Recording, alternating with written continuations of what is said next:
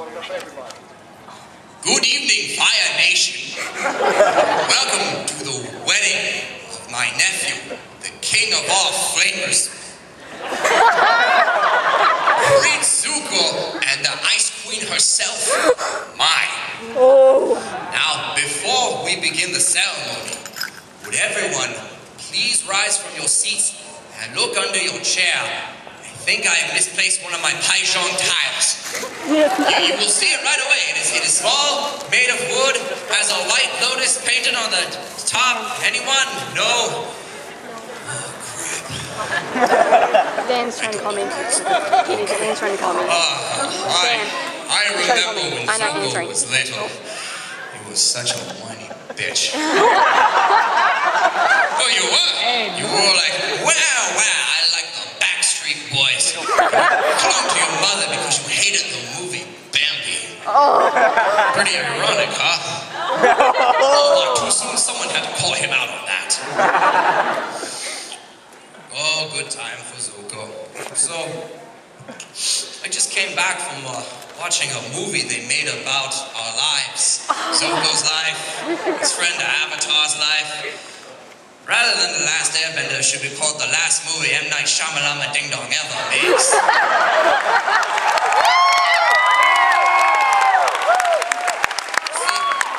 was excited when I heard it was being made by the guy who made The Village, The Happening, and I already guessed the twist at the end. It turns out Master Roku has been a ghost the whole time. Turns out the twist was he took the best source material ever and made it suck. That was not the twist I was looking for. I mean, why was the airbender not a Tibetan monk like he was dressed as? He looked like a skinhead who was late for Pilates. Oh, Zuko, you were gonna be played by Ryan Reynolds. I know, right? Ryan Deadpool Hal Jordan Reynolds. But the studio compromised. Instead, you got to be Indian. So instead of looking Chinese, the Fire Nation looked Al-Qaeda. Nothing threatening about that. The only thing canon in that movie was the boomerang. Oh, I'm sorry, boomerang. They got it wrong. I was hoping I would be played by Samuel L. Jackson. Oh, at least Jackie Chan. Oh, well, Katara is white. They don't care about continuity. That's just race bending. Race bending? Why was Appa wearing blackface? Freaks me out, too. They don't care about the fans at all. The only cool person in the movie was Asif Mandi from The Daily Show, and they made him suck. So for the next movie, they're gonna have Jon Stewart play the boulder and Stephen Colbert be the cabbage man.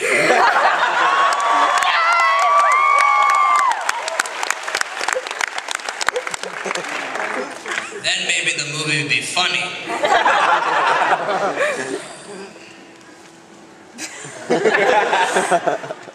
I like Samuel L. Jackson as an actor. Have you ever seen the movie where he's strapped on a plane with a bunch of snakes? Those poor snakes. Oh, such a shame. You ever smoke a White Lotus before, Zuko? Oh, it will mess you up. Were you thinking Boomy got that eye twitch thing? I'm not condoning it, but it makes movies really, really interesting. Snakes on a Plane, much better movie on White Lotus. But I may have wandered out halfway through. I don't remember how it ends. Does anyone here, dearly beloved, remember how Snakes on a Plane ends? Do they get off the plane? Yes.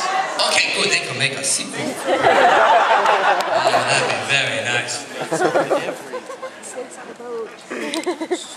What a hot honeymoon those two are gonna have, right? Real steamy, because he bends fire.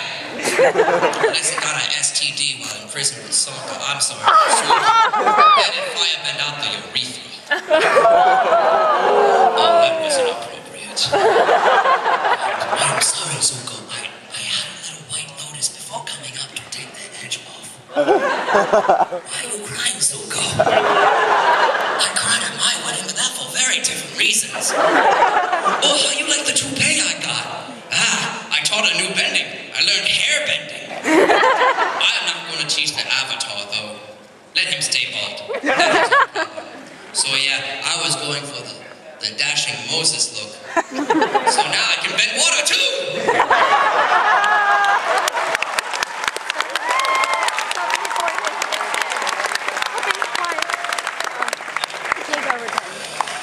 So first off, screw that wall in front of Boss Sing Se. And second, there was... Oh, there's the tile! It was in my sleeve the whole time! That was a fun way to waste your time. I'm gonna walk down the catwalk.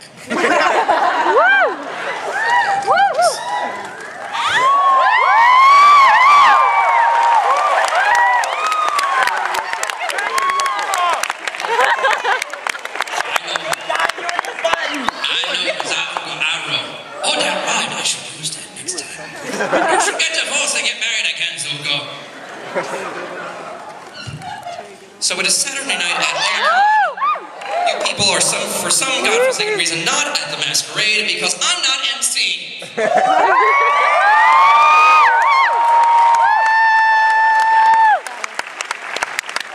Ladies and gentlemen, give me a hand. Wasn't it fun?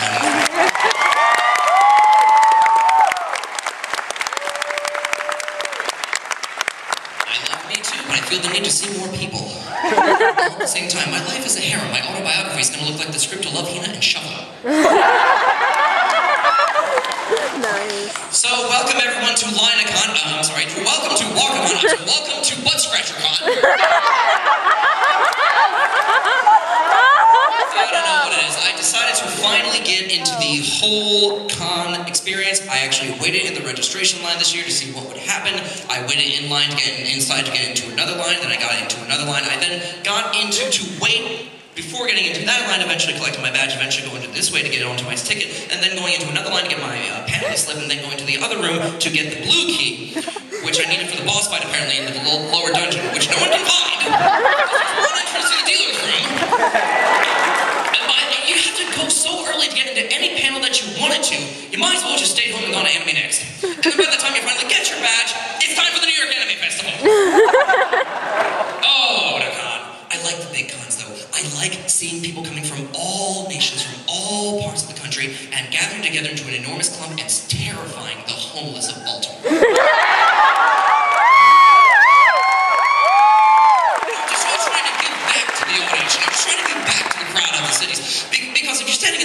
The staffers at Otakon are wandering around just kind of mumbling things to themselves or yelling at you. They're a lot like the homeless. This line is only for pre-rich, me-rich. This line is only for pre-rich, only for pre-rich. You go across by the aquarium and there's a guy going, Jesus says my feet are too small. Jesus says my feet are too small. And your feet are too small. And your feet. You go back to the convention. This line has been shut down. This line's been shut down. Fire alarm!